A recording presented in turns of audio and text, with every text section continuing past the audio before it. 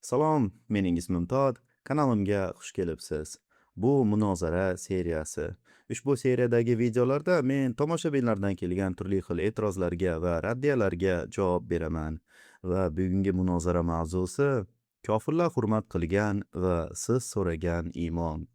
Videoni boshlashdan oldin mening asosiy motivatorim shaytoncha Konstantin va Skeptik Boyga va shu jumladan mana shu muxlislarimning barchasiga alohida rahmat aytmoqchiman. Boringlarga shukr. Shunday ekan, boshladik. Esingizda bo'lsa, mana shu kanalimdagi oxirgi ikkita videoda men Muhammad Tahvidiy ismli bir insonning hadislar haqidagi ko'rsatuvini tarjima qilgan edim o'zbek tiliga va natija to'g'risini aytsam men kutgandan ajoyibroq bo'ldi. Videolar katta ajiotajga sabab bo'ldi. Ajiotaj deganda xullas ko'plab tomoshabinlar hayratlandi. Ba'zi bir tomoshabinlar ta'kidlashicha ular bunday hadislar borligini bilishmagan ekan. Ba'zi bir tomoshabinlar islomdan afzal sovganini bildirishdi. Musulmon tomoshabinlar esa odatdagiday shu o'ziga xos haqoratlarini onangni, enangni o'ldiraman, u qilaman, adresingni berdan u yog'iga o'tolmadi. Lekin ba'zi bir tomoshabinlar, tushunishimcha mana shu hadisni o'qiydigan tomoshabinlardan e'tirozlar ham keldi. Yozib oldim ushbu e'tirozlarni. E'tiborga loyiq bo'lganlardan birinchisi bu Muhammadning xurmo haqidagi hadisi sahih emas. Mana shu. Yoki ikkinchi e'tiroz bu Muhammadning xotinbozligini isbotlovchi hadislar aslida mavjud emas. Buni mana shu yahudiy odam o'ylab topyapti. Ya'ni mana shu Muhammad Tahvidiyni bir pasda yahudiyga chiqarishdi. U o'zi o'ylab topyapti ekan bu hadislarni. Va uchinchi e'tiroz bu shahidlik haqidagi hadisni men yolg'on tarjima qilganman. Mana shu. Ya'ni qo'pol qilib aytganda 3 ta e'tiroz. Birinchisi bu sahih hadis emas yoki bunday hadis mavjud emas, o'zing o'ylab topyapsan yoki qandaydir hadis mavjud bo'lsa-da, men uni yolg'on tarjima qilyapman. Mana shu 3 ta asosiy e'tirozlar. Odatda mana shunday e'tirozlar yoki raddiyalar kelganda tomoshabinlardan men ular uchun munozara olib boraman jonli efir orqali. Va shunday qildim. Mana shu e'tirozlarni ko'rgach, men Telegram kanalimda e'lon qildim. Ey tomoshabinlar, munozara o'tkazaman, jonli efir.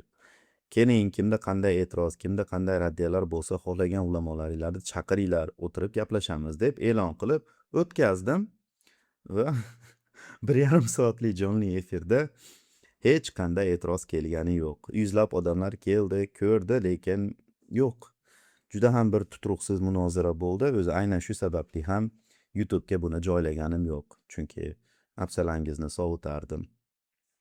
Lekin nima qilaman? E'tirozlar bor, lekin hech kim kelgani yo'q. E'tirozlarga javob bergim kelyapti. Islom ulamolari, O'zbekistondagi islom ulamolari afsuski bunga vaqti yo'q ekan. Mana shunday narsalarga javob bergani, ularni ko'proq mana shu piva masalasi yoki kim bilan zino qilish masalasi yoki tualetga qaysi oyoq bilan kirish masalasi ko'proq qiziq ekan. Nima ham deyman? O'zimga o'zim javob beraman deb mana shu videoni qilyapman.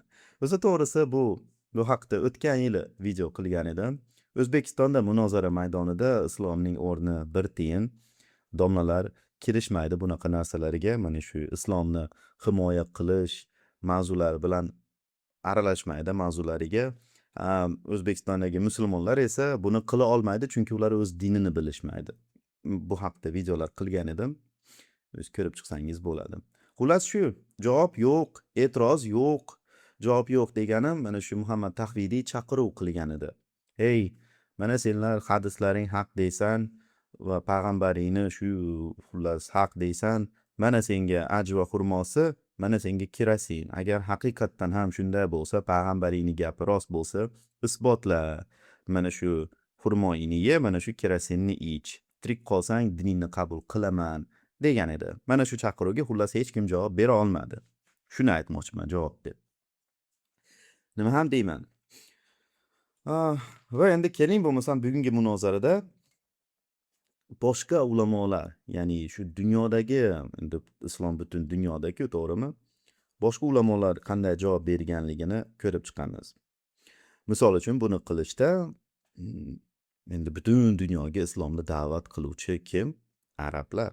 Arablarga murojaat qilamiz. Arablar qanday javob beradi? Birinchisi, bu sahih hadismi? Ya'ni mana shu xurmo haqidagi 7 ta xurmoni yesang, ajva xurmosini yesang, hech qanday zahar va sehr senga ta'sir qilmaydi. Keling, zat zat degan bir ko'rsatuvga nima qilamiz, murojaat qilamiz. Bunday ko'rsatuvlar xullas bilsangiz kerak juda ham keng tarqalgan. Misol uchun Zakir Naik mana shunday ko'rsatuvlardan birida da'vat qiladi. Xullas islom internet va televideniya, radio orqali ko'plab ko'rsatuvlar orqali targ'ib qilinadi, da'vat qilinadi, fatvo beriladi. Ulardan bittasi Peace TV. Mana shu Peace TVda Zakir Naik islomga da'vat qiladi. Va yana bittasi mana Zat TV. Unisi Saudiya Arabistoni moyillashtiradigan, to'laydigan, xullas Saudiya Arabistoni sponsorligi ostidagi ko'rsatuv. Xullas Saudiya Arabistonining fatvo markazi. Ushbu ko'rsatuvda turli xil ulamolar arab tilida yoki ingliz tilida o'zini nimasi bor, raspisaniyasi bor. Xullas 24 soatli efir o'tkazadigan ko'rsatuv va ba'zi bir vaqtda ingliz tilida, ba'zi bir vaqtda arab tilida, ba'zi bir vaqtda boshqa tillarda xullas da'vat qiladi yoki fatvo beradi. Mana shu ko'rsatuvda aynan ajva xurmosi haqida javob bor. Keling, hozir sizga ko'rsataman bu javobni. Okey, ko'rib chiqamiz. Birinchisi, ajva xurmosi sahihmi? Ajva xurmosi haqidagi hadis sahihmi? Ko'ramiz. Tomoshabin savol berdi. Bir hadisda 7 ta ajva xurmosini yegan odamga o'sha kuni zahar va sehr ta'sir qilmaydi deb aytilgan. Bu hadis sahihmi? Xurmo aynan Madinadan bo'lishi kerakmi?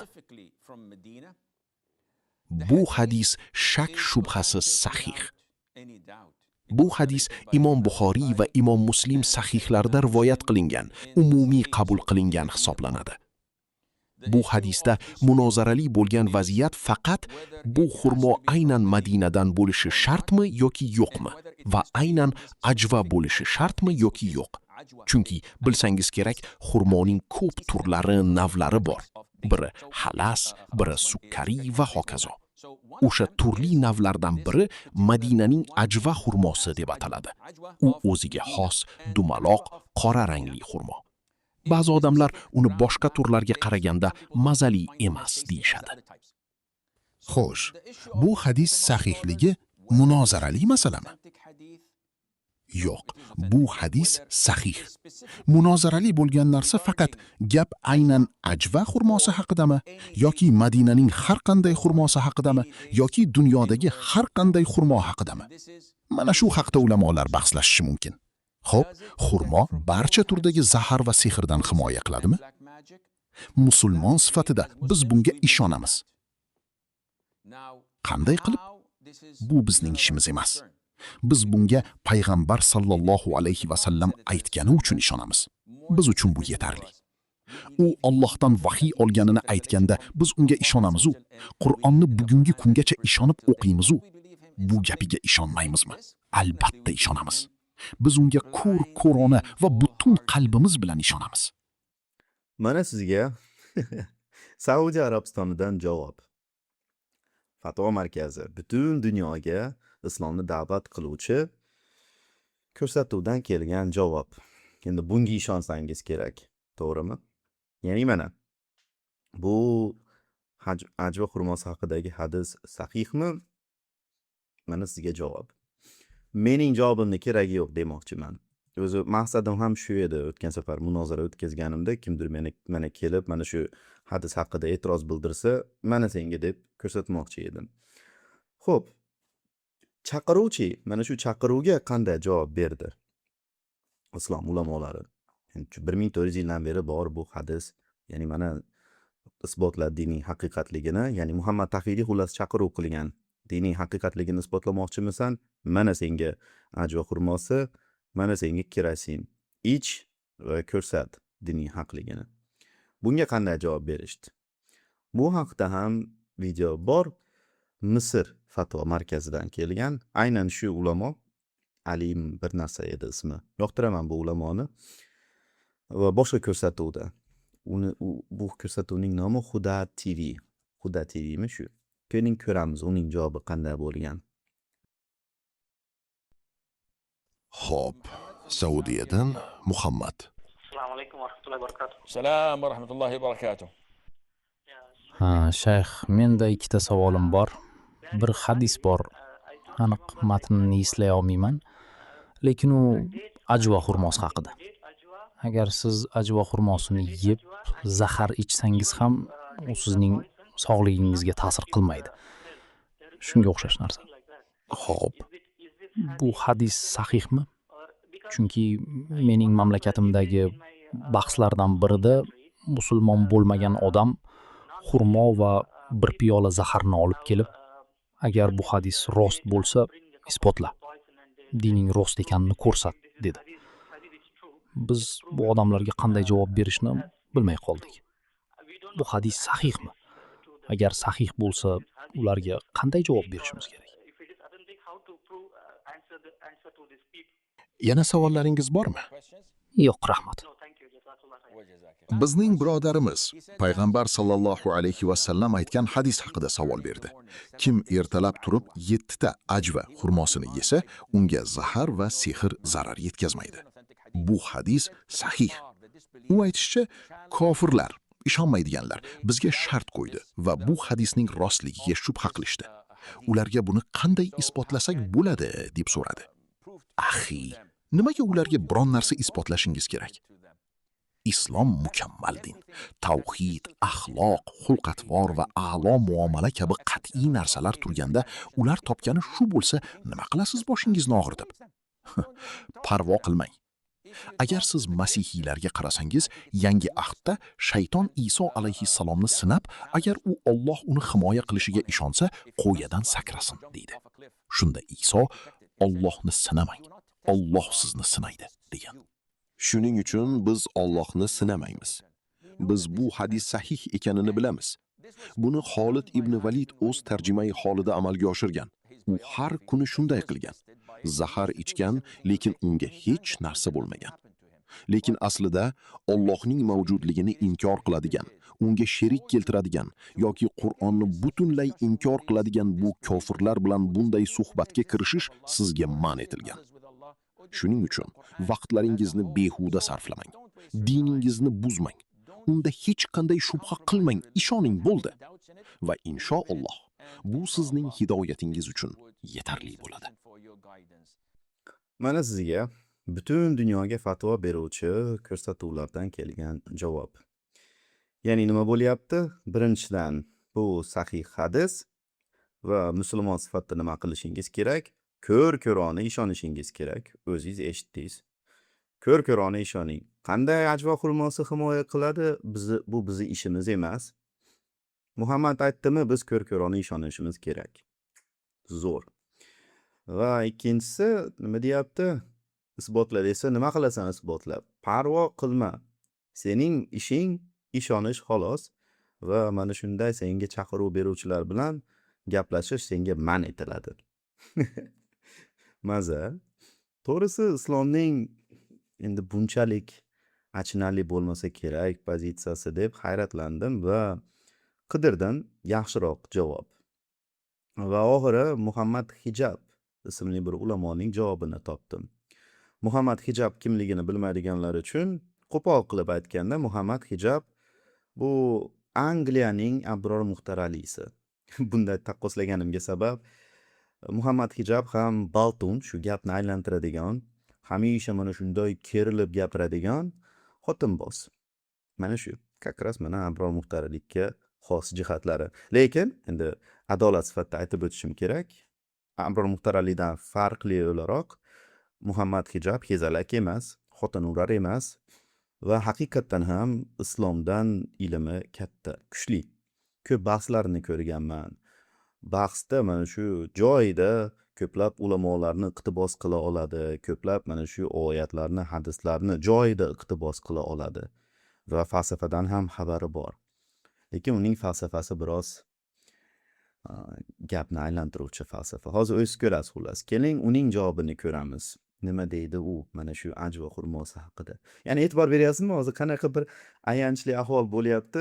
Men kofir sifatida islomga men hujum qilib, isbotla deb chaqiruv qilib, bechoralardan mana shu o'zbek musulmonlardan demoqchiman. Javobni ola olmaganimdan o'zimga o'zim mana boshqa ulamolardan javob olib sizlarga ko'rsatyapman. Yetib keldik. Ko'ramiz. Bugun inshaalloh biz islomga qarshi turli saytlarda, ularning nashrlarida va videolarda juda ko'p tarqalgan bir hadis haqida gaplashamiz. Bu hadisda payg'ambar Muhammad sallallohu alayhi va sallam shunday degan: من تصبح بسبع تمرات عجوة لا يضره سم ولا سحر. Kim uyg'onib 7 ta ajva xurmosini yesa, unga zahar ham zarar bermaydi, sehr ham zarar bermaydi. Ular bu hadisni ilmiyotga zid bo'lgan hadis deb hisoblashadi. Chunki ular aytishicha, xurmoning ichidagi hech qaysi kimyoviy birikmalar va moddalarda zahar kabi kuchli va organizm uchun halokatli bo'lgan kimyoviy moddalardan himoya qiluvchi hech narsa yo'q. Qanday qilib bu hadisni tushunish mumkin? Axir u 21-asr ilm fanning betiga tupurmoqda. Avvalambor bu savolga javob berish uchun bu hadis haqida o'tmishdagi ba'zi ulamolar nima deganiga nazar solaylik. Masalan, 4-asr olimi 388 hijriy yilda vafot etgan Al-Hattobiy shunday deydi: Aslida bu xurmoning o'zida maxsus xossa borligi uchun emas. U aytadiki, xurmoning o'zida ushbu himoyaviy xususiyatga ega hech narsa yo'q. Bu himoya payg'ambar Muhammad sallallohu alayhi va sallamning duosi va barakati orqali bo'ladi. Va ko'p olimlar bu hadisga shu nuqtai nazardan qarashgan. Ibn Qayyim yo'q, bu himoya maxsus vaqt va maxsus joyda bo'ladi, bizga taalluqli emas degan. Al-Qurtubiy esa agar bu hadis tajribalar orqali sinab ko'rilib, xurmoning zaharga qarshi ta'siri isbotlansa, shundagina bizga taalluqli desa bo'ladi degan. Bu hadis sharhlovchilarining ilm fan va hadisga, ilm fan va Qur'onga juda sog'lom yondashuvini ko'rsatadi. Ular ba'zan bu ikki soha alohida ekanligini va ba'zan bu sohalar bir-biri bilan to'qnashishini tushunishgan. Bu hadis haqida davom etishdan oldin Al-Hattobiyning xurmoda aslida maxsus xossa yo'q degan fikri, agar o'ylab ko'rsak, boshqa hadislar bilan ham tasdiqlanadi. Chunki boshqa bir hadisda payg'ambar Muhammad sallallohu alayhi va sallam bizga kechki duolarda الأذكار المساء biz ertalab va kechqurun qilishimiz kerak bo'lgan, وهي أذكار الصباح والمساء ertalab va kechasi qilishimiz kerak bo'lgan va bizni himoya qiluvchi juda go'zal duolarda is أعوذ بكلمات الله التامات من شر ما خلق. men Allohning mukammal kalimalari bilan u yaratgan yomonliklardan panoh so'rayman. Va payg'ambarimiz sallallohu alayhi va sallam kim shuni aytsa, لم يضره شيء. unga hech qanday narsa zarar bermaydi deydi. Endi qarang, agar bu hadis xurmoning jismoniy yoki kimyoviy himoyasi haqida bo'lsa, unda nega boshqa hadislarda bundan ham umumiy iboralar, yanada kengroq iboralar ishlatilgan? Agar bir o'ylab ko'rsangiz, bu joyda gap jismoniy ta'sir haqida emas, gap duoda.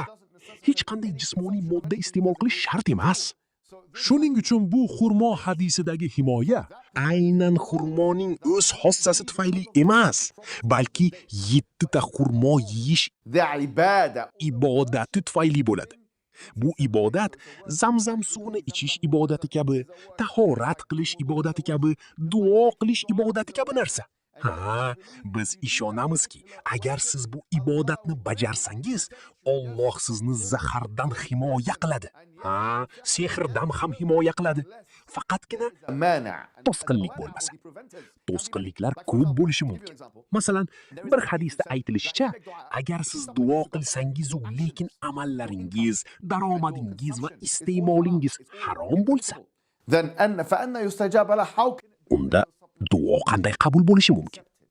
To'g'ri, Qur'onda Alloh فإذا سألك عبادي عني فإني قريب أجيب دعوة الداعي إذا دعان. agar mening qulim mendan so'rasa, men unga yaqinman, duo qiluvchiga javob beraman deydi. Ya'ni, ha, Alloh duolarga javob beraman degan.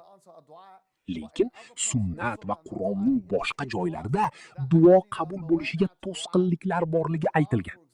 masalan harom daromad yoki gunohlar. Binobarin, xuddi shu tamoyilni xurmo hadisiga ham qo'llash mumkin. Ya'ni, siz 7 ta xurmo yesangiz, Allohning xohishi bilan zahar va sehrdan himoyalanasiz. Agar hech qanday to'sqinlik bo'lmasa va umuman olganda siz xohlagan narsangizni Allohdan so'rashingiz mumkin va so'ragan narsangiz halol bo'lsa, harom oqibatlarga olib kelmasa, Alloh sizga buni beradi. Agar bunga to'sqinlik bo'lmasa va buni ilmiy nuqtai nazardan botil qilish imkonsiz. Umid qilamanki, bu savolga javob bo'ldi. Vassalamu alaykum va rahmatullohi va barakatuh. Nima uchun bu odamni Balton deganimni tushungan bo'lsangiz kerak endi. Ya'ni isbotlash mas'uliyatini sekingina tashlab yubordi. Ya'ni deyapti. Buni bu hadis ya'ni sahihligini ko'rib turibsiz, tan olyapti, lekin gap xurmoni o'zida emas, gap mana shu ibodatda, xuddi Zamzam suvini ichganing kabi. Endi nimaga Zamzam suvini misol qildi? Aytishadiki, Zamzam suvini ichsa har qanday kasallikka shifo deydi. Ya'ni mana shu joyda buni ham tekshirsa bo'ladi, aniqmi, rostdan ham shundaymi desangiz, yo'q, aslida gap Zamzam suvida emas, aslida shu nimasida, ma'nosida, mana shu ibodatda deb gapni aylantiryapti. Okey. Va nima mana shu oxirgi joyi, mas'uliyat, isbotlash mas'uliyatini tashlab yuborgan joyi, Alloh xohlasa, ya'ni to'sqinlik bo'lmasa himoya qiladi, deyapti. Xo'p, isbotlachi desa, yo'q, to'sqinlik bo'lsa Alloh himoya qilmaydi. Ya'ni mana shu joyda qarang, isbotlash mas'uliyati sizda bo'lishi kerak. Siz kafolatlashingiz kerak. Mana menda to'sqinlik yo'q bo'lgan odam menman. Chunki men harom ish qilmayman va hokazolar, ya'ni men mana haqiqiy musulmonman. Mana men hozir ajva xurmosini yesam, Alloh meni himoya qiladi, chunki menda to'sqinlik yo'q deb isbotlash kerak bo'lgan joyda bu nima deyapti? Yo'q. Bo'lmashi ham mumkin. Ya'ni ikkala variantda ham yutuqli bo'lib qolyapti. Alloh sizni himoya qilsa, demak senda to'sqinlik bo'lmagan. Mana ko'rdingmi, islom haq.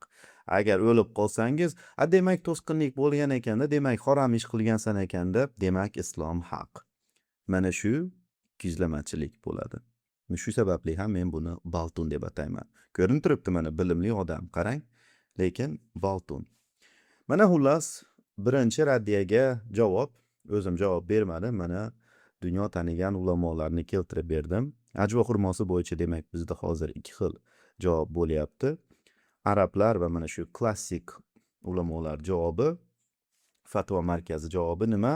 Ko'r-ko'rona ishon, hech kimga biror narsani isbotlashing kerak yo'q, parvo qilma, senga man etilgan. Sening ishing musulmon sifatida go'l bo'lib ishonish. Bo'ldi. Qanday ajvo xurmosi himoya qiladi, bu bizga taalluqli emas, bu bizning ishimiz emas. Mana shu klassik ulamolarning javobi. Gap aylantiruvchi Balton javobi esa, ya'ni zamonaviy musulmonlar javobi endi nima bo'lyapti? Gap xurmoda emas, gap duoda, gap ibodatda. Agar sen yaxshi inson bo'lsang va seni Alloh loyiq deb bilsa, himoya qiladi. Himoya qilmasa, demak sen loyiq emassan va buni isbotlashning ilojisi yo'q. Ya'ni gapni olib qochish. Mana shu xullas raddiyalarga javob. Endi keling ikkinchi raddiyaga o'tamiz. Ikkinchi raddiya bu, hozir endi ekranda yoqaman. Ikkinchi raddiya, bunday hadis yo'q. Ya'ni gap Muhammadning 11 xotinini kecha kunduz ziyorat qilganligi va xotinidan boshqa xotinga o'tganda g'usul qilmaganligi. Nimamish? Bu hadis yo'q, mavjud emas. O'ylab topilgan. Okey, ikkita saytni tavsiya qilaman. Mana hozir ekranimni sizlarga ko'rsataman. Birinchisi bu sunna.com. Bu notijoriy sayt, notijoriy va dunyodagi barcha musulmonlar uchun, va oddiy musulmonlar emas, har qanday mana shu ulamoyu kim bo'lishdan qat'iy nazar islomdagi barcha ma'lumotlarni har holda keraklik, mana shu asosiy ma'lumotlarni o'zida jamlagan sayt hisoblanadi. Universitetlarda ham bu saytni ishlatishadi. Har xil mana shu professor, mufti, pufti kim bo'lishdan qat'iy nazar mana shu saytni ishlatishadi biror narsani o'qimoqchi bo'lsa. Mana Sahih Buxoriy, Sahih Muslim, An-Nasai va hokazo tushuntirasiz. Mana hamma narsa bor. bular nimaligini ham bilmayman, to'g'risi o'qimaganman, lekin mana xohlagan narsangizni topsangiz bo'ladi. Mana Sahih Buxoriy. Hozir shu joyga kiramiz. Yoki yana bitta saytni tavsiya qilaman. Nomi quranx.com. Bu ham xuddi shu mana shu sunna saytiga o'xshagan sayt. Bu ham notijoriy, bu ham mana shu musulmonlar uchun shu islomdagi barcha keraklik ma'lumotlar manbasini o'zida jamlagan. Mana tafsirlar, mana xohlagan tafsirlarni topsangiz bo'ladi. Hadislar, lug'at va hokazo. Tushundingiz. Va bu joyda ham mana hadisga kiramiz mana.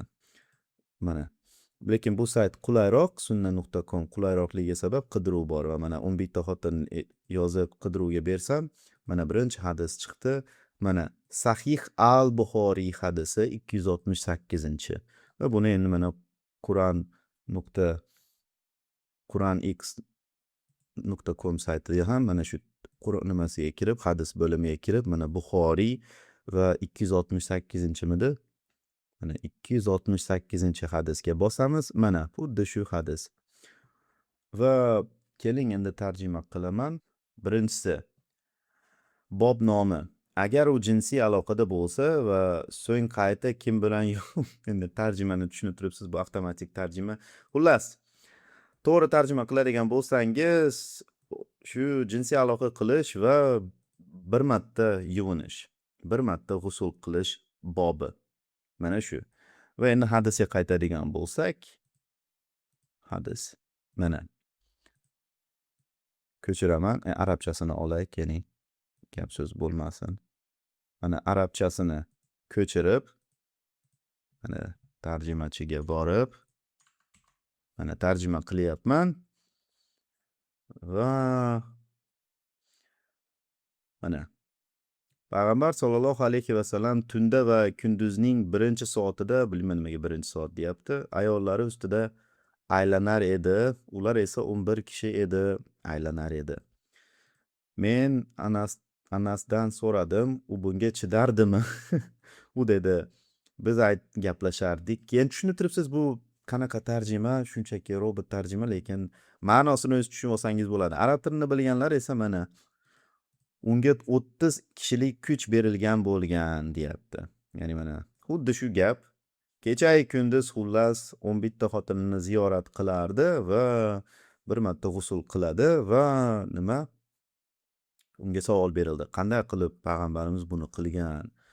Kuchi yetarmidi desa, ha, unga 30 kishining kuchi berilgan. Ya'ni mana sahih hadis, men buni osmondan olganim yo'q. Ko'rib turibsiz, mana Sahih al-Buxoriyning 268-hadisi. Mana shu saytda ham xuddi shu mana turibdi. Mana during the day and the night. Mana xuddi shu ingliz tilida ham xuddi shu hadis. O'zingizlar xullas tekshirib chiqasizlar. Ya'ni ikkinchi e'tiroz, bunday hadis mavjud emas, bu odam o'ylab topyapti. O'zingizlarni mana rasmiy manbalardan keltirib betyapman. Xo'p, endi yolg'on tarjimaga keladigan bo'lsak, nimamush men yolg'on tarjima qilyapman. O'zi mana shundan boshlaydigan bo'lsak, nahotki men hech narsaga ishonmang, hamisha tekshiring degan gapni targ'ib qiluvchi odam o'zim yolg'on tarjima qilishim yoki yolg'on ma'lumot keltirishim mumkin. Axir mening butun targ'ibotim shuki, tekshiring, ishonmang. Nahotki men mana shu ishonmasdan tekshirishga targ'ib qiluvchi odam o'zim yolg'on ma'lumot keltiraman. Nahotki men o'ylab ko'rmayman, to'xtab turib bular meni tekshirsa-chi deb. Sal farosatni ishlating. Avvalambor barcha mana shu qilgan narsalarimni o'zingiz tekshirib chiqsangiz bo'ladi. Barcha tarjima qilgan videolarimni ilovalari bor. O'zingiz ko'rib, original tilda, ingliz tilda agar farosatingiz yetsa, o'zingiz ko'rib tekshirishingiz mumkin. Xo'p, endi mana shu hadisga keladigan bo'lsak, jihod, shahidlik hadisi. Mana shu edi.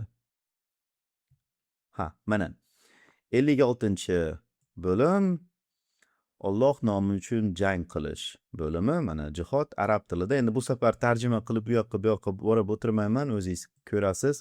Va mana 7-bob nomi The Wish for Martyrdom, ya'ni shahidlikni orzu qilish, shahidlikka intilish bobi. Orzu qilish yoki intilish bobi. To'g'ri? O'sha imom Muhammad Tahvidiy tarjimasi shahidlikni sevish degan, the love degan. Lekin bu joyda love emas, wish deyapti, ya'ni intilish yoki orzu qilish. Menimcha kechirimli tarjima. Orzu qilish, intilish va sevish bir xil ma'noda desa ham bo'ladi. Lekin mana olamiz matnni, ko'chiramiz. Keling, shunday ko'chiray. Mana ko'chiryapman va mana yana tarjimachiga. Oldingizda. Hop. Mana tarjima. Men payg'ambar sollallohu alayhi vasallam shunday dediklarini eshitdim. Tushuntiribsiz. Shunday deganini eshitdim.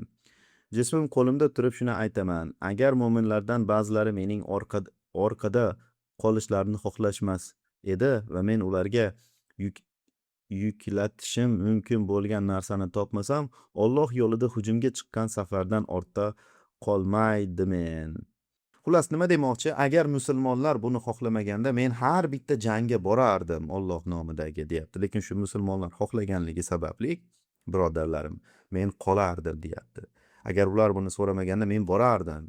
Ya'ni tushunib turibsiz. Har qanday jangga men borishga tayyorman, jon deb borardim, lekin meni qolishimni so'rashgan deyapti. Va Alloh yo'lida hujumga chiqqan safardan ortda qolmaydimen. Jismim qo'limda turib xohlardimki, Alloh yo'lida o'ldirilsam, keyin tirilsam, keyin yana o'ldirilsam, keyin yana tirilsam, keyin yana o'ldirilsam, xullas tushundingiz. Mana sizga. Men yolg'on tarjima qildimmi? Tushunib turibsiz. Yana bir bor o'zingiz tekshirib chiqishingiz mumkin. Xullas, nima bo'lyapti mana? 3 ta e'tiroz. Uchalasiga osmondan olmasdan o'zingizlarni mana shu suygan arabiylardan keltirib beryapman, arab ulamolaridan va o'zingizlarni mana sahih hadislardan keltirib beryapman. Javob nima bo'ldi?